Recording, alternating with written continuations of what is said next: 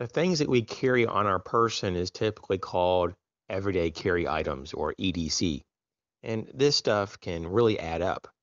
It can be ounces or even pounds.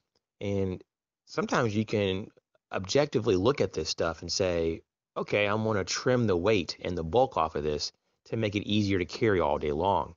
One way that I use to do this to make it more objective is to use a postal scale.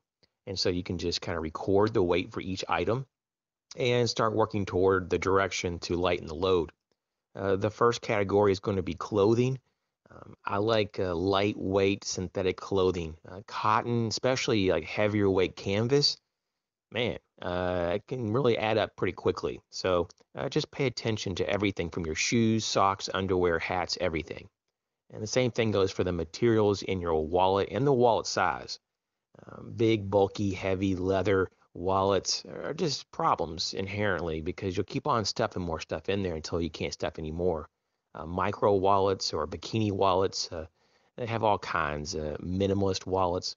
These are all options to really force yourself to put just the essentials in there, and you can literally shave off ounces just with your wallet. Some people go with small pouches. That's cool too.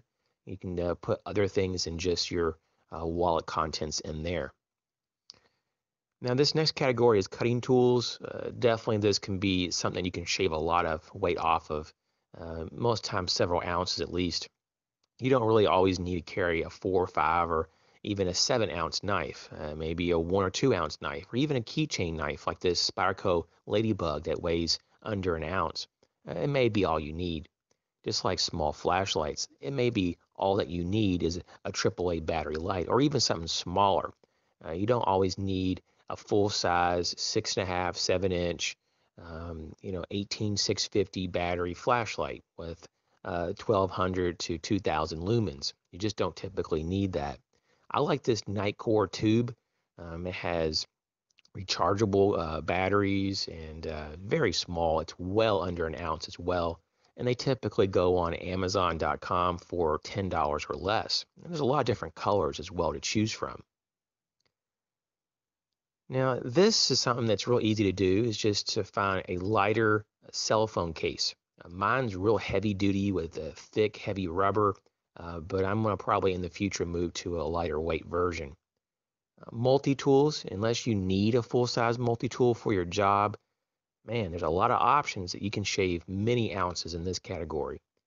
Some of them are keychain size, some of them are more of a mid-size, especially if you don't need the pliers and the wire cutters. You can definitely downsize to something that can be put in a pocket and it won't require some kind of belt sheath that is more bulky and cumbersome. Keys, I know that pretty much we all have too much stuff on our key ring.